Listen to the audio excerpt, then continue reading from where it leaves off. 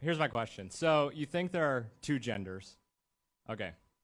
But the definition of gender, although it's incredibly hard to define, is basically how I feel towards my biological sex. But in theory, I can feel an infinite amount of ways about my biological sex. So in theory, there are like an infinite amount of genders. But you say there's only two, so A, I don't think that makes a whole lot of sense. Secondly, you also, every time you use the word gender, you could replace it with the word sex every single time. Also, you say we shouldn't concede linguistic ground to the left, but you use the word gender constantly in discourse. To me, it seems like you just don't think gender exists, or at the very least has no epistemic credibility in public discourse. So why do you concede that linguistic ground if you basically don't think it exists logically?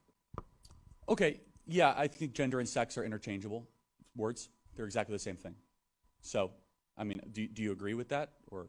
Oh yeah, I totally agree with that. Oh, okay, cool. So you believe there's two genders, two sexes. So, yeah, you probably make a good point. I see what you're saying here, is that why even use the word gender at all? Yeah, I mean, colloquially, it's used a lot in society. I also think it's a way to kind of draw the line against the transgender movement, because they've intentionally kind of gone onto that social word, gender, of which is a new age postmodern term that really did not exist prior to the 1970s, 1980s. So I think you actually make a pretty good point about ceding ground, but the intent is that I believe gender and sex are directly related.